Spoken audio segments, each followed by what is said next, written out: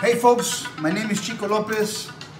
Chico Lopez, 123pitbulls.com, the real Pitbull.com. I wanted to kind of share these things that I'm working on. I'm participating on the putting together and construction of these beautiful colors here, the leather. They basically they are called, in Spanish they call artesanales. I guess in English, this word I have to look up the word, but they craft by a friend of mine with my collaboration, my design.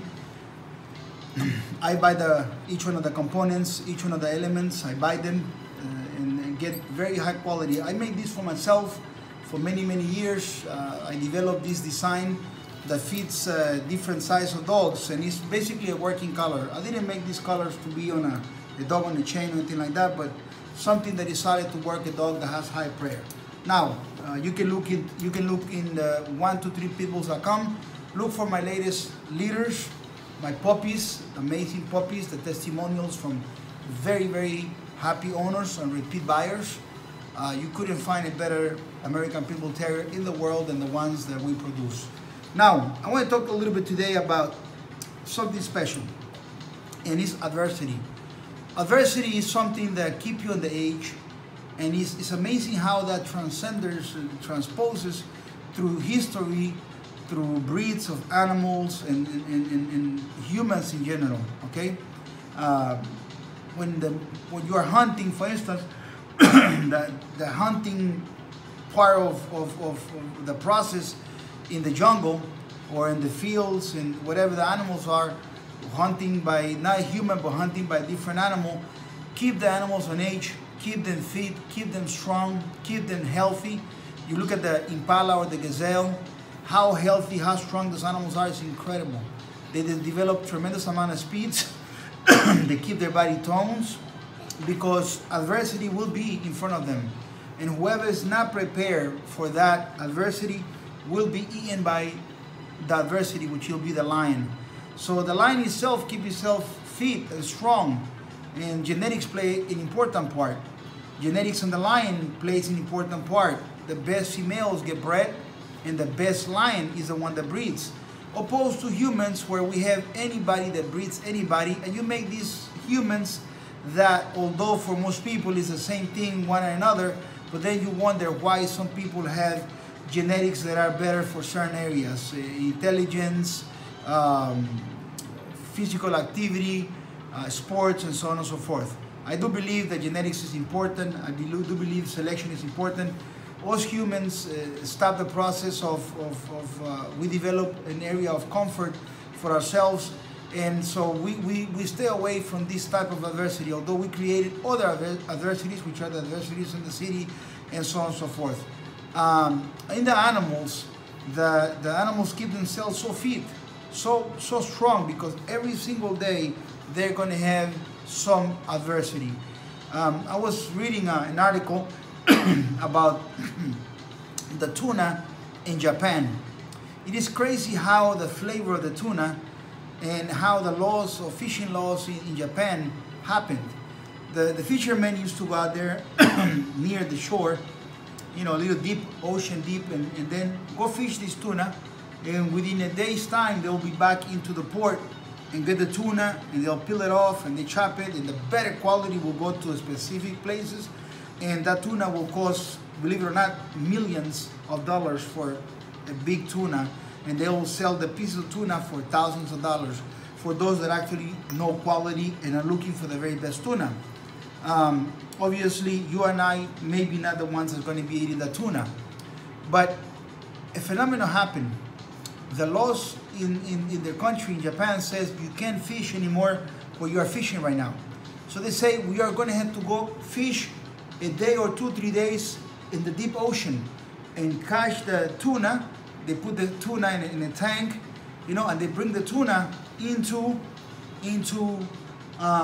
Japan, and they cut the tuna. But the experts started to notice that the flavor, somehow it was the tuna, somehow it was still alive, somehow it got killed when it got there, but the tuna didn't have the flavor anymore that it used to have. The flavor changed. And after studying and thinking, they realized that the reason why the tuna changed is because the tuna got relaxed. When he got put on those tanks after 2-3 days of traveling, the tuna was in the tank and it wasn't being chased by nobody. It was just calm and easy, and the flavor of the tuna will change. So what they decided to do is to take their national predator, the sharks, and put a couple sharks inside. The movement of the shark, the presence of the shark will keep those tunas on edge going around these tanks, and they'll bring them inside, they bring them to the port, and when they kill them, the flavor was still there. So adversity affects our bodies, affects our minds in many different ways. You know, the adversity either make you or break you, okay? Those that are willing to face adversity will always be the stronger people, the stronger animal, and many different things. Adversity is something that we need in our lives, okay?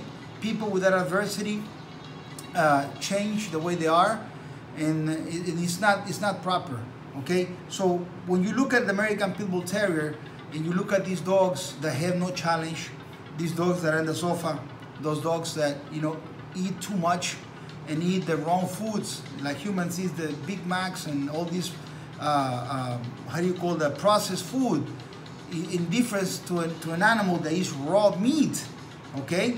And an animal that's exercised and it goes through different adversity. This adversity always keep the dog better. Now, do you take this training and this nutrition into a dog that has poor genetic selection and get the same results? The answer is no. You gotta have genetics, and those genetics are gonna come from men that actually gone through a process, an investment of their time, an investment of their lives to create a bash or a gene pool or a gene bucket full of different genetic selection. You know, best to best, certain qualities they're looking for, and that, to preserve that, you gotta keep it up in the age, training, happiness. So when it comes to the American Pitbull Terrier, you're not gonna have that of this animal. You're not gonna have that animal that, you know, just lay down and you know, don't do anything. You know, my puppies, when they're puppies, they have so much energy. They wanna walk around, they wanna run, they wanna play. And this will take me to the topic where I want to go to, the chain. You know, a lot of people in today's world, which is a cookie cutter type of world, they say, you know, leaving a dog in a chain. And you do show this people that are running in Texas, for instance, they're running to be the new senators and the congressmen in Texas, and they show them taking pictures with their dogs, fat dogs, you know, pets, whatever you call them. You know, that person that has a fat, ugly dog will not understand the relationship between an American Pitbull Terrier and a chain. You know, I have videos, and I have this document that is going to go in books, it's going to go in CDs or DVDs or something, where I'm going to be showing my studies, my personal studies, how the chain is something that the American Pitbull Terrier loves to have. Of course, you don't want to have a dog that's, you know, you left it in the middle of nowhere for many days, and that's not taken care of, has no how do you call it, good health and aftercare. But if you have a dog that you take care of this animal, is dewormed, is happy, you spend time, you go with them, you give them love, you give them, you know, you play with them. The dogs love to be in the chain. You know, you look at the Bagman, for instance, look at some of his kids. They actually run from their kennel into the chain, and they're waiting for me to hook them. Once I hook them into the chain, they start running around, they start jumping, and sometimes it goes to the point where they complain a little bit, and I can hear them calling me. I go outside, I bring them inside the house and put them in the kennel. You know, being in the kennel is the opposite. Some people might think, oh, this dog is in the kennel, I can't do that, you know. They're not humans, they're dogs. And they love to be in the kennel. Literally, you know, if I have a kennel open here in the living room, the dogs will run around for about 10 minutes, and then they'll walk right into the kennel and go to sleep in the kennel. But if the dog doesn't get exercise, then the dog is not happy. So the dog needs to be exercised, just like the tuna needs to have that adversity to make them better, to make them sharper, to keep them on edge. You know, a good human needs to be on a treadmill, needs to be running, needs to go out, you know, how do you call it, having some exercise. It's part of our life. It's part of the way we are. It's part of the way we are supposed to be made. You look at on the Animal Channel and all this stuff, which half of the stuff they say is not truth. But if you look at the program called, I think maybe Discovery Channel, probably they show happy trails in Alaska. And basically these guys have huskies and they use them for this very enduring and hard, difficult race, okay, that they do every single year. And these guys have 150, 120 dogs in chains. And that's the way the dogs are supposed to be kept in Alaska. The dogs are in chains, they give them a lot of fun, they're happy, no problem. They pick the best dogs, best to best. If there's a dog that's sick, you have a dog that is not physically made for the competition, then they'll put the dog to sleep, which is proper. Put the dog to sleep. If the dog doesn't have the capacity, put the dog to sleep. So everything happens, folks. You know, if you look at the movies, and we love these things, right? You look at Jurassic Park. You look at the dinosaurs fighting, and that's when you are at the highest emotion, the music, and the, you know, one dinosaur is in the throat, the other one, the kids are going, yeah, the adrenaline is going. Humans, we love this, okay? They love it in Rome. They love it through the ages. We love boxing. Boxing is part of it. We love the MMA. We love the contact sports of football. You know, we love also basketball. We complain that basketball now is softer than it used to be. The greatest days is when Michael Jordan was there and it was rough. So because we love this masculine type of thing. You know, we love Rocky Balboa. We love Rambo. We love these type of things. We love the competitions where men get to show the manhood and power and strength, and so the women as well. And so when it comes to animals, it's the same thing. We love the type of animal. Now, in selection, you look at the movie, for instance, the 300, right? The 300, they were powerful and strong and had adversity all the way. When they were kids, you know, they's training, the kid walking, Leonidas, walking with the wolf, fighting and killing the wolf. Nobody was crying over the wolf, you know. He was a kid, need to train. Then you have these 300 warriors, soldiers, that go into a battle against thousands and thousands of people. And there's a guy that didn't qualify for the selection to be one of the 300s. This Quasimodo type of looking guy with the hunchback that approaches them and say, hey, look, I can pick up this and I can do this and I can do that. And Leonidas look at him, and Leonidas understand that you need strength, that you need courage, that you need all this. And physically he didn't qualify. So he called him, he said, you don't qualify for this. But Leonidas made one mistake. Leonidas didn't kill this hunchback. He was supposed to kill this hunchback. Because he didn't kill him, this is the man that went behind his back, gave a lot of his intel, and Leonidas ended up paying a high price for not killing this deformed person. He was supposed to kill this person. That person was not supposed to live. And on the movie, as it happened with the dogs, whenever the dogmen stopped breeding dogs, and then the pet people, the breeders start breeding, they created these deformed dogs, fake pit bulls, low-level pit bulls, blues, bullies, and those dogs that did a real American Pitbull Terrier breeder dogmen would have killed those dogs as puppies. They said that they don't qualify. This is trash. It's not going to represent that breed. It's not on the standard.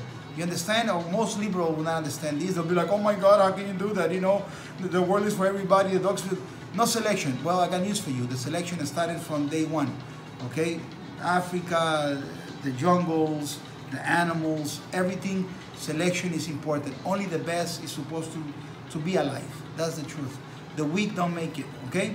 And, you know, but the humaniacs or the liberals that want to save the weak, they want to protect the weak, they praise the weak, they want to kill the strong and let the weak survive. It's part of the destruction of humanity and all animals in general. So when it comes to selections, Leonidas in the 300s, he was supposed to get rid of this beast and protect only his soldiers. He left them alive. He paid a high price for it. So when it comes to animals, when it comes to selection, it works a little bit like that. You know, I give you these things so you people that are following my channel understand the thinking behind having the very best of the American Pitbull Terrier. A genius, Maurice Carver, I will say not perfect in some ways, but a father of the breed and a creator by a long shot, by all means. I mean, he was a creator. He said it best. You breed an American Pitbull Terrier to a German Shepherd being the mother, and you take a puppy out of this American Pitbull Terrier or Pitbull and this German Shepherd, then what happens is you get half and a half type of puppy.